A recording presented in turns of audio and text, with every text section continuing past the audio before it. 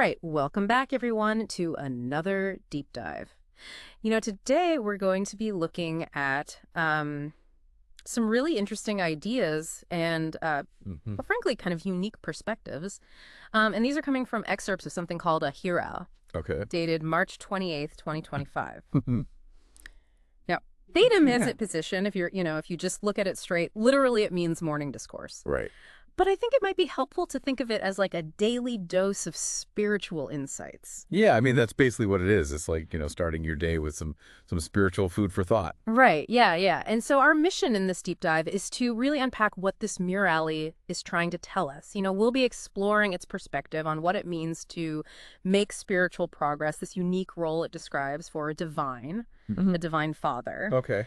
And also how it views the world as it is now and what might be coming next. It's a perspective that I think really touches on how we can grow as individuals and also kind of understand the bigger picture, what's happening at a global level. Yeah, absolutely. I mean, it's like taking a step back and seeing things from a different angle. Yeah. So let's dive right in. One of the first things that really caught my eye when I was reading through this Murli was this idea of spiritual childhood. And the Murli starts by saying this. It says, "Sweet children, you are very lucky because you have no worries other than the Father's remembrance. This Father still has many thoughts." When you read that, what strikes you about this contrast, between the children and the Father? Well, the thing that really jumps out at me is this image it creates. You as this spiritual child. You're encouraged to really focus on remembering the Father, this divine source, like to the point where, you're free from those anxieties of life. Right. It's almost like, being a child who just trusts their parents to handle everything. They're not burdened by those worries and responsibilities. Right. It does make you think about that feeling of being completely supported, doesn't it? Like when you're a kid, you generally aren't, weighed down by the weight of the world. Yeah. To have that as like a spiritual goal, to be worry-free simply by maintaining that connection to the divine. Yeah. That feels pretty powerful. It does. And it really speaks to that universal desire, I think, that we all have to feel less overwhelmed, to have that sense of support. Right. Absolutely. And if we kind of zoom out a little bit and look at the broader spiritual journey, this idea of spiritual childhood, I think suggests a state of reliance and trust in a higher power, right? It implies that there's a guiding intelligence that's actively looking after those who align themselves with it. So this brings us to the question of what kind of spiritual children are considered particularly, close or capable in relation to this Father. Yeah. And the text actually asks this question. It says, "What will be the sign of the capable children near the Father?" Yeah. And the answer is very specific. It mentions keeping your intellect connected to the one Father, being serviceable, Right. which seems to mean being actively involved in spiritual service, Yeah. studying the teachings diligently Yes. and sharing them with others, and ultimately being close to the Father's heart. These aren't just like passive qualities, are they? It's not just about thinking good thoughts. Oh, absolutely not. This is about really actively engaging with those teachings, putting them into practice through service and sharing. Yeah, and the text actually makes a point of saying that when these children, when they live this way, they actually bring honor to the Father's name. Interesting. So it's almost like a partnership, where the actions of the followers, they reflect positively on the source of their guidance. Right. But there's also this kind of cautionary note, isn't there? The text says that those who don't study properly can actually have a negative influence on others. Right. And it describes this as being part of the drama. Now, this term drama, we see it come up quite a bit. What does it actually mean in this context? Well, you can think of the drama as like a huge pre-written play. Yeah. And this play, it encompasses everything, all of time, all of existence. So from this perspective, everything that happens, whether it's good or bad, it's all part of this cosmic play that's unfolding.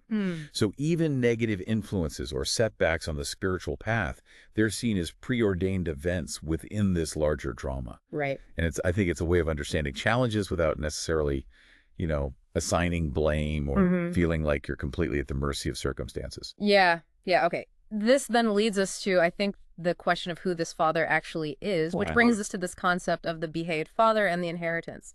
So the text distinguishes between our earthly parents. It refers to them as Hadke Matpita, which means limited parents. Right. And then it talks about the Behadke Mabab, Yes. the limitless mother and father. What's the key difference here? Well, the really crucial difference, I think, lies in the scope of what they offer. Okay. Our earthly parents, they give us a physical inheritance, things that are limited and, temporary. Yeah.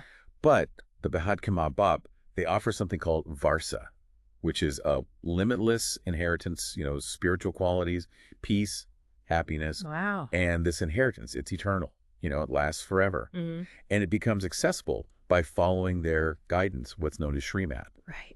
Okay. So it's really a shift from focusing on temporary material gains to seeking those everlasting spiritual treasures. That's a big shift. And the text also recognizes that not everyone is progressing at the same pace, right? In this spiritual study. Right. And it connects this to the idea of establishing a kingdom. How do we understand that link? So the idea here is that this spiritual learning, this practice, it's not just about individual salvation. Okay. It's about contributing to a larger global transformation. Right. The establishment of a new kingdom, a virtuous kingdom here on Earth. And the different levels of progress that people make in this study are seen as contributing to the structure, the hierarchy of this future kingdom, where, those who have attained higher levels of understanding and purity, they'll likely have different roles and responsibilities. I see. Okay.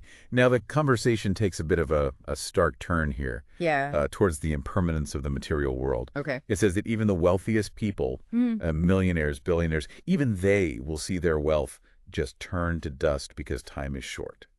That's a pretty dramatic statement. It is. And it's really meant to highlight how fleeting those worldly possessions are from this spiritual perspective. Right. The text also mentions the news, radio newspapers and the increasing conflicts in the world. It even says in Hindi, that's mikore. Hey, Kaji, which basically means day by day, conflict is increasing. So it definitely creates a sense of urgency. Yeah. And this idea that, most of the world is unaware of what's truly happening, of what's coming next. Right. It really positions you, the listener, right, who's engaging with this material as being part of a smaller group who have this understanding, who are preparing for this new world that will emerge after the old one undergoes a transformation. It's a very specific worldview. Precisely. And the sense of having access to a deeper truth about the world and its future. Yeah. That's a key motivator for actually engaging in these spiritual practices that are discussed in the Murli. Okay, yeah. And one of those central practices that keeps coming up is Raj Yoga, which is described as being taught directly by the Father. So the text mentions that you, the listener, you've ever spent half a cycle in what it calls Ravan's kingdom due to devotion. And it claims that only Brahmins, and here Brahmins refers to those who are involved in the spiritual knowledge. Right. They truly understand concepts like Ram and Ram Raja, which signifies a period of righteous rule. Yeah. So could you elaborate on this concept of cycles and these different kingdoms? Okay.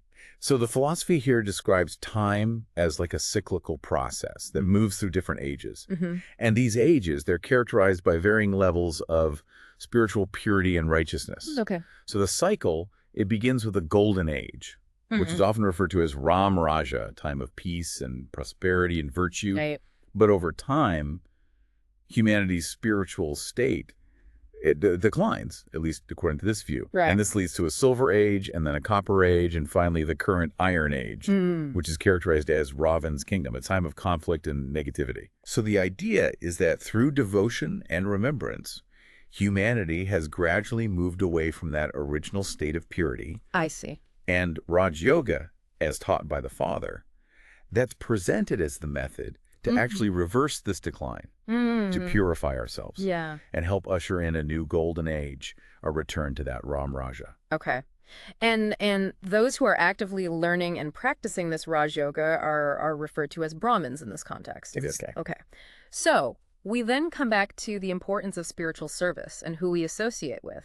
Right. So the text reiterates those characteristics of the capable children. Yeah. And it warns against the negative impact of those who cause disservice by, essentially drawing others away from the Father. Yeah. And the advice is to follow the Father's guidance and to spend time with others who are serviceable and close to the Father's heart. Right. It's highlighting the idea that the company we keep, it really matters on a spiritual path. Absolutely. It even includes this saying in Hindi, Okay. which means good company can uplift you, but bad company can drown you. And it emphasizes that influence our social interactions have on our spiritual progress, Right. suggesting that negative associations can really hinder our efforts. Yeah. Or even completely destroy them. Wow. Okay, so following this, the discussion shifts to the need for wisdom and effort in establishing this future kingdom. Okay. It talks about requiring great intellect to establish the capital. Right. And there's a strong caution against losing one's spiritual standing, in a plumbing, by not adhering to the Father's guidance. It sounds like there are real consequences to our choices. That's definitely the perspective that's offered here. This spiritual study is presented as a very serious endeavor with significant long-term implications. Right. Failing to follow the guidance isn't just a minor slick-up. Right. It's something that can really impact your spiritual status, not just in this life, but potentially across the entire cycle. Okay.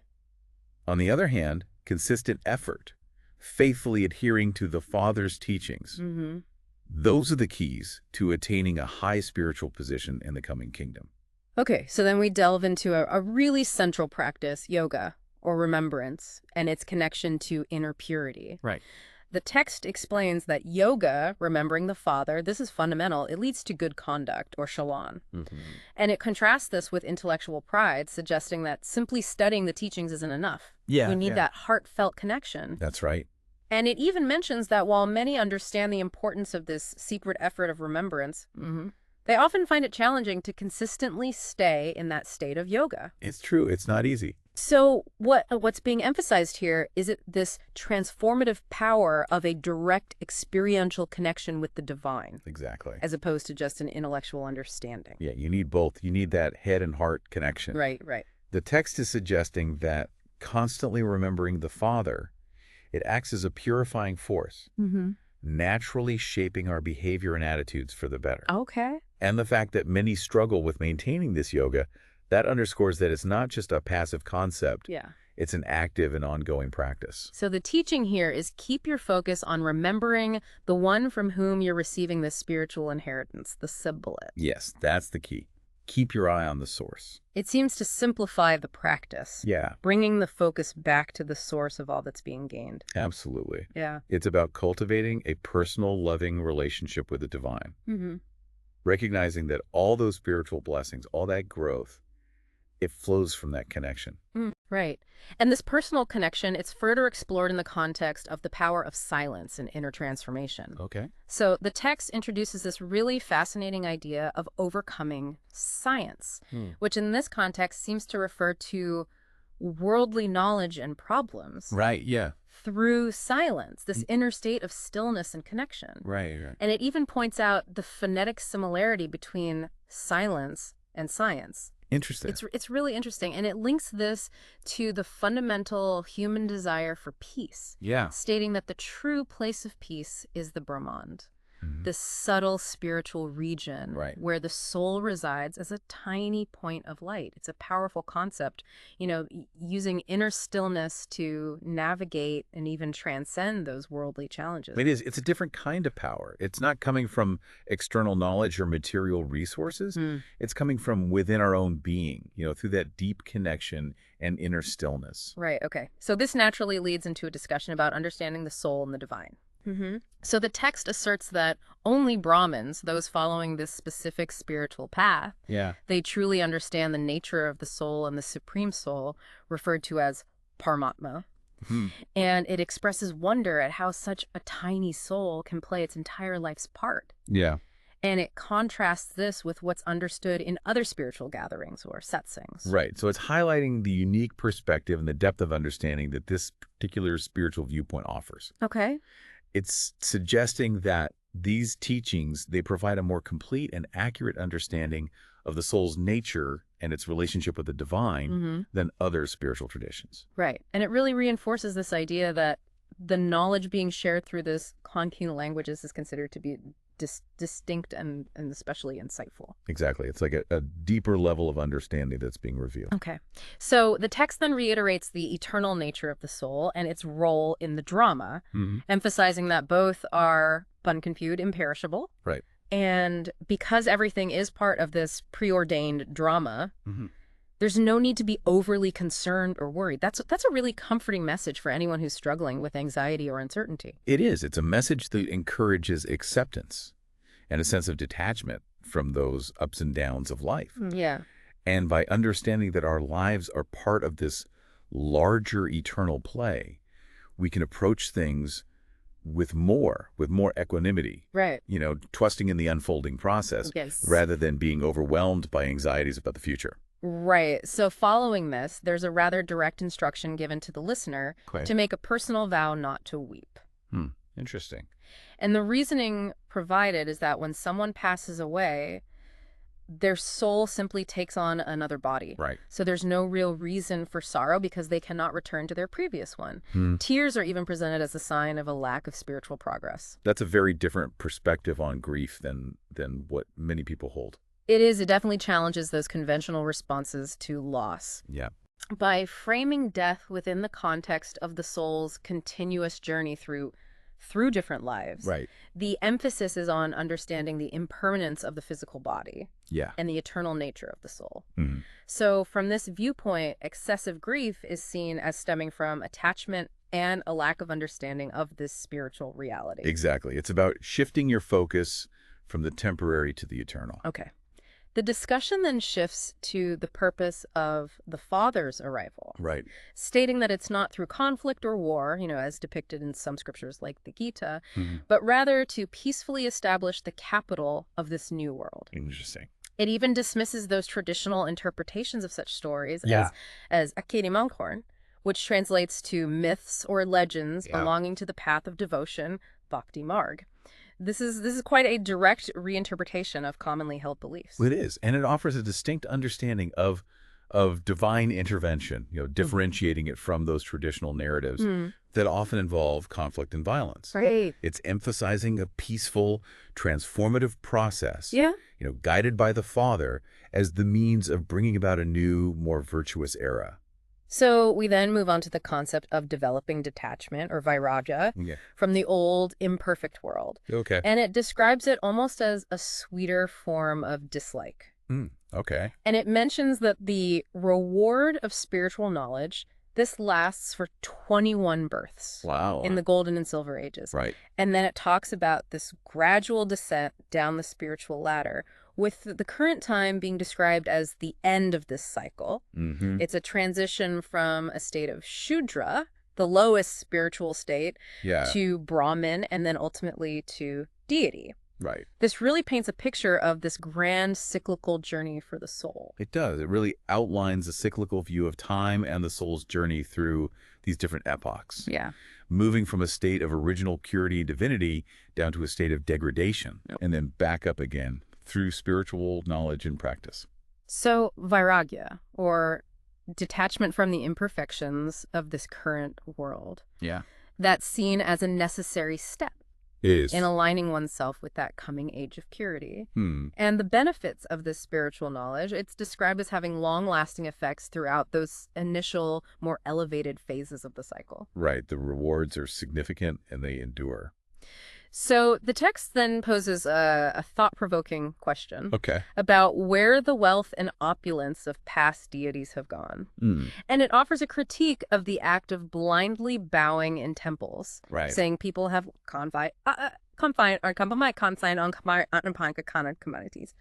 essentially worn out their foreheads bowing and wasted their money.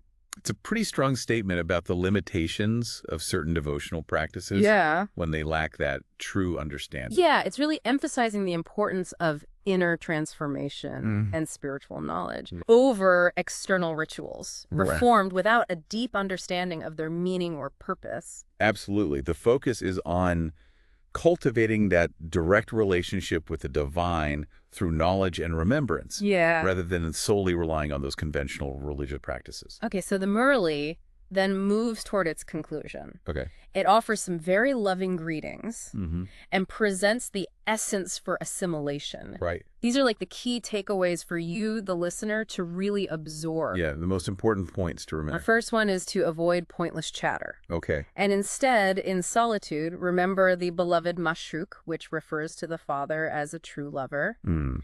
And the second is to make a firm resolution never to cry, Mhm. to avoid shedding tears, Yeah. to seek out the company of those who are serviceable, and to keep a careful record of your own spiritual progress. These are very practical and personal instructions. They are. They really distill those core principles Yeah. into actionable steps for daily life. Right, and this emphasis on cultivating a deep, loving connection with the divine through that quiet remembrance, coupled with this encouragement of emotional resilience and positive spiritual companionship, it provides a really clear roadmap for personal spiritual growth within this framework. It does. It gives you a very specific path to follow. So following this, there's this beautiful blessing. Okay.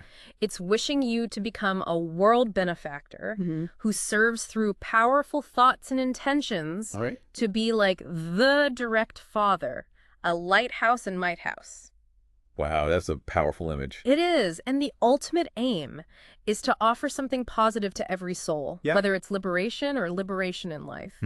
To become this significant giver of blessings and positive energy through mental power and vibrations, even while remaining in one place. Beautiful vision of selfless service. It is. It really broadens the understanding of service beyond just physical actions. Yeah. And it highlights the significant impact of our inner thoughts and intention. Absolutely. It's encouraging the listener to cultivate this state of being that radiates positivity and blessings out into the world, contributing to the well-being of all souls through their inner spiritual strength. It's a powerful reminder that we can make a difference simply through our thoughts and our intentions. Okay, so the slogan offered is, make yourself healthy through the exercise of being bodiless and abstaining from the food of wasteful thoughts. That's a very concise and impactful reminder. It is. Of the importance of detaching from the physical body in our awareness and maintaining that mental purity. Right.